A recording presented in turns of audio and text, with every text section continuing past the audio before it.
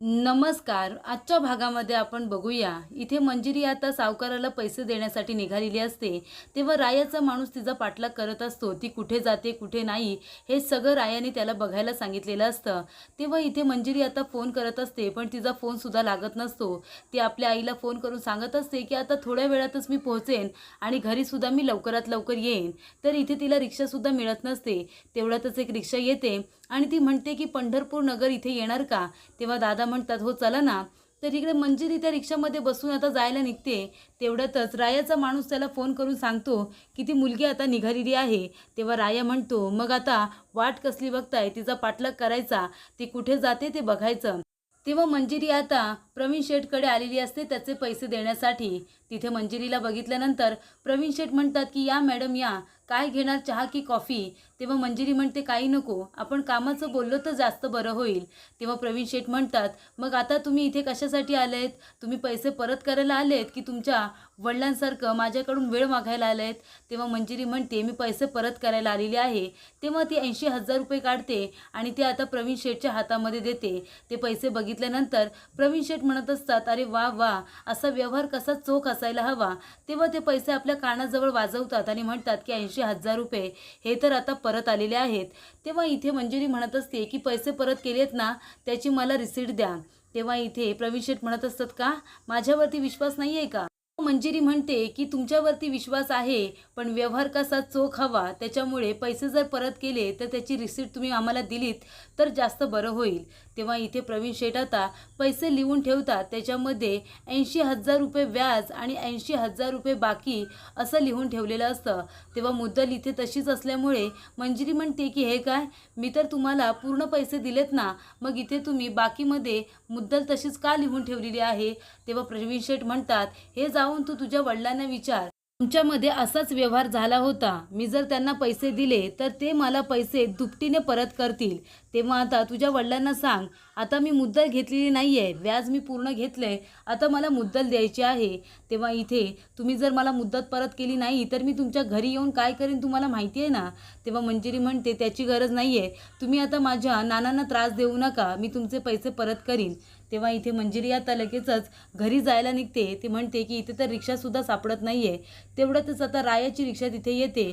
तेव्हा मंजिरी बोलायला जाणार की दादा मला कुठेतरी जायचं आहे. त्याच्या आधीच राया तिच्याकडे रागाने बघायला लागतो आणि म्हणतो की मिस फायर, आता चला माझ्या गाडीमध्ये गपच्या गप बसायचं.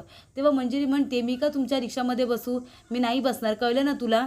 आणि इथे मंजिरी आता दुसऱ्या रिक्षाला हात करत असते. तेव्हा राया म्हणत असतो, हे जास्त बोलायचं काम नाही, कळलं ना? आता माझ्यासोबत माझ्या रिक्षामध्ये बसायचं, तुला तुझ्या घरी तर मिस सोडणार, कळलं तुला? तेव्हा मंजिरी म्हणते, तू मला हात तर लावून बघ. तेव्हा इथे दुसऱ्या रिक्षाला आता मंजिरी थांबवत असते. तेवढ्यात राया बोलतो, काय रे ये, खूप शहाणा समजतोस का स्वतःला? चल निघ इथून.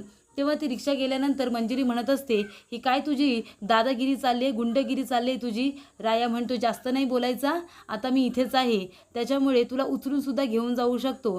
तेव्हा मंजिरी म्हणते, तू मला हात तर लावून बघ. तेव्हा राया म्हणतो, तिथे सकाळी गावातले सगळे लोक होते उचलून तुला डोक्यावरती घ्यायला, आता इथे कोणीच नाही आहे, कळलं ना? तुला मी इथून घेऊन जाऊ शकतो. तेव्हा तिथे आता एक माणूस असतो, तो आता बॉलला किक मारतो. तो बॉल आता बरोबर जाऊन रायाच्या हातामध्ये बसतो. तेव्हा राया लगेचच रागाने विचारतो, कोण आहे रे तिकडे? कुणाची ही एवढी हिंमत वाढली? तेव्हा इथे जय म्हणतो की इथे मी उभा आहे. तेव्हा तिथे जयला आता राया बघतच बसतो. जय आता पूर्णपणे डॅशिंगमध्ये तिथे येतो आणि म्हणतो, सॉरी हां, मी बॉलला किक मारली होती, बॉल लागला तर नाही ना?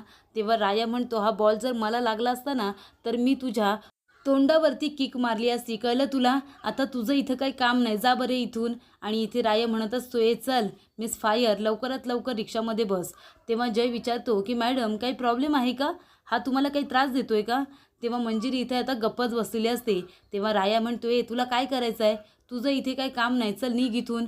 तेव्हा इथे राया म्हणत असतो, पंढरपूरमध्ये तू काय नवीन आहेस का? सांगितलं नाही इथे तुझं काही काम नाही, निघ म्हणून आम्ही आमचं बघून घेऊ. तेव्हा इथे जय म्हणत असतो, हे बघ मी तिला विचारतोय ना, तू मध्ये पडू नकोस. तेव्हा राया मला काही गरज आहे का माझी? तेव्हा इथे राया आता म्हणून जय वरती हात उगारतो. तेव्हा जय सुद्धा रायाचा हात पकडून ठेवतो. तर इथे नाना म्हणत असतात की आपल्या मंजिरीला यायला खूपच जास्त उशीर झालाय, तू फोन कर ना. तेव्हा उमा म्हणत असते, मी मगाचपासून फोन करते पण तिचा फोनच लागत नाहीये. तेव्हा इथे नाना म्हणतात, प्रवीण शेठच्या इथे काही उलटंसुलटं तर झालं नसेल ना? तेव्हा उमा म्हणते, नाही हो, अजिबात नाही. असा विचारसुद्धा करू नका. आपली मंजिरी तिथून बाहेर पडल्यानंतर तिने फोन केला होता मला. आत्ता तिने फोन केलेला नाही आहे. तर इथे आता जय म्हणत असतो, मुलीची छेड काढायची नसते, ही साधी गोष्ट कळत नाही तुला? तेव्हा राया म्हणत असतो, पंढरपूरमध्ये आल्यानंतर रायाबरोबर पंगा घ्यायचा नसतो, हे तुला कळत नाही का रे? का तरी पण मध्ये पडतोयस? मिस फायर, तुला मी सोडणार नाही. तुझ्याकडून सगळा हिशोब चुकता करून घेणार. तेवढ्यातच इथे आता पोलिसांची गाडीचा आवाज येतो.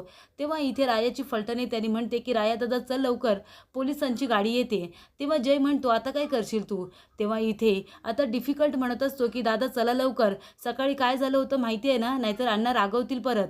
तेव्हा इथे आता राया म्हणत असतो की ह्याचा मला हिशोब चुकता करायचा आहे, ह्याची हाडं जरा खिळखिळीत करायची आहेत. तेव्हा डिफिकल्ट म्हणतो, ती नंतर करूया आपण, पण आता इथून चला. राया म्हणतो की मिस फायर, तुला तर मी सोडणार नाही. तुझा तर हिशोब चुकता होणारच, पण आधी ह्याची वजाबाकी करणार.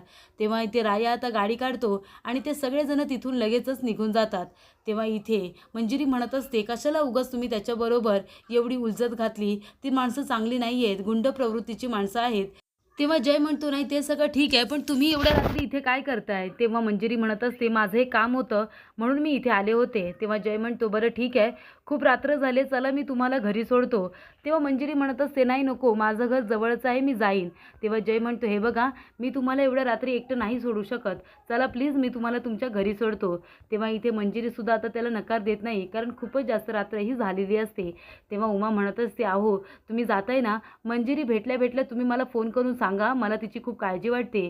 तेव्हा नाना म्हणत असतात, बाहेर जाताना असं अडवायचं नाही, हे कळत नाही का गं तुला? तेवढ्यातच तिथे मंजिरी आलेली असते. तेव्हा उमा म्हणते, किती उशीर झाला, फोन करता येत नाही का तुला? तेव्हा मंजिरी म्हणते, फोन लागत नव्हता आणि मला रिक्षा मिळत नव्हती म्हणून मला उशीर झाला. तेव्हा इथे मंजिरी म्हणते, पण माझी एका माणसाने मदत केली. तेव्हा इथे मंजिरी इकडे तिकडे बघते तर जय बाहेरच उभा राहिलेला असतो. मंजिरी म्हणते, अहो कुठे आहेत तुम्ही, आतमध्ये या ना. तेव्हा आता जय तिथे येतो. जयला बघितल्यानंतर उमा आणि नाना विचारत असतात की हा मुलगा कोण आहे?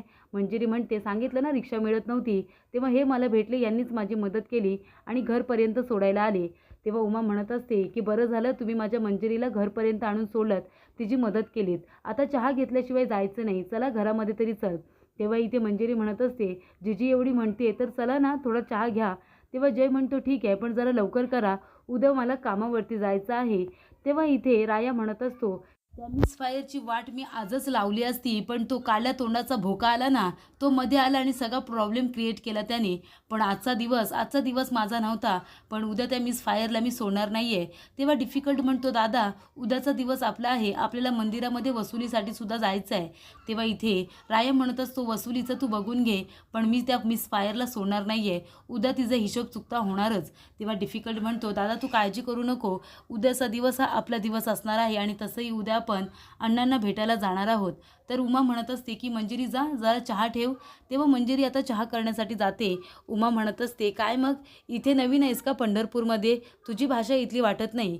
तेव्हा इथे जय म्हणत असतो की मी पुण्याचा आहे, इथे मी कामाकरता आलेलो आहे. तेव्हा इथे उमा म्हणत असते, मग लग्नाचा वगैरे विचार चालू आहे की नाही, की लग्न झालं आहे तुझं? तेव्हा जय म्हणतो, नाही माझं लग्न झालेलं नाही आहे, पण घरी माझ्या लग्नाची सुरुवात केलेली आहे. तेव्हा इथे आता चहा करत असताना दूध संपलेलं असतं. तेव्हा मंजिरी म्हणते की काकीकडे दूध असेल का? तेव्हा इथे शशिकला येताना म्हणते, हो माझ्याकडे दूध आहे ना, पण तुला मी दूध काही फुकट देणार नाही, दुधाचे पैसे मोजावे लागतील तुला. थोडंसं जरी दूध घेतलंस ना तरीसुद्धा तुला 150 रुपये द्यावे लागतील. तेव्हा मंजिरी म्हणते, पण काकी मला 1 वाटी दूध हवं आहे, फक्त थोडंसंच हवं आहे. शशिकला म्हणते, 1 चम्मच तरी दूध घेतलंस ना तरीसुद्धा पैसे तुला द्यावेच लागतील, जा दूध घे जा आणि 150 रुपये मला दे. तेव्हा मंजिरी म्हणते, एवढे पैसे कसले? तेव्हा शशिकला म्हणते, 100 रुपये कसले माहिती आहे का? सकाळी तुझ्या आईजवळ माझी चुगली केलीस ना, की काकीने मला कचऱ्याच्या बाल्डीमध्ये हात काढून पैसे काढायला सांगितले, हे सगळं आहे ना मला कळलंय, त्याच्यामुळे हे 150 रुपये द्यायचे आणि तुझी आई त्या सोफ्यावरती बसले ना त्या पाहुण्याबरोबर, त्याचे मला 500 रुपये द्यायचे. असे मला 550 रुपये लवकरात लवकर आणून दे जा. तरच दूध घ्यायचं. आणि हा मुलगा कोण आहे ज्याला चहा दिल्याशिवाय पाठवत नाही आहेस, याचीसुद्धा कुंडली काढायला हवी आहे, असं शशिकला म्हणत असते. तर पुढील भागामध्ये आपण बघूया, इथे आता मंजिरी विचारत असते की काय झालं, त्यांना शुद्ध आली का? तेव्हा डॉक्टर म्हणतात की त्यांना शुद्ध आलेली नाही आहे, त्यांचं ऑपरेशन करावं लागेल, 25,000 रुपयाचा खर्च आहे, पैसे भरा आणि आम्ही ट्रीटमेंट सुरू करतो. तेवढ्यातच तिथे आता राया येतो आणि म्हणतो, हे घ्या 25,000 रुपये डोनेशन. तेव्हा इथे डॉक्टर म्हणत असतात की मंजिरी काळजी करू नका, तुम्हाला जे डोनेशन इथे दिलेलं आहे ना, त्याच्यामध्ये मी त्यांची ट्रीटमेंट सुरू केलेली आहे. तेव्हा मंजिरी म्हणते की डोनेशन कुणी दिले, मला जरा त्यांना भेटायचं आहे. तेव्हा डॉक्टर म्हणतात की आता रिसेप्शन जवळ ते असतीलच, अजून गेले नसतील, तुम्ही जाऊन भेटा. तेव्हा मंजिरी आता बाहेर जात असते, तेव्हा रायाला तिचा धक्का लागतो आणि ती म्हणते तू इथे. तेव्हा राया म्हणतो, ए मिस फायर तू इथे. दोघेही एकमेकांना खुन्नस देत असतात आणि एकमेकांकडे रागाने बघत असतात.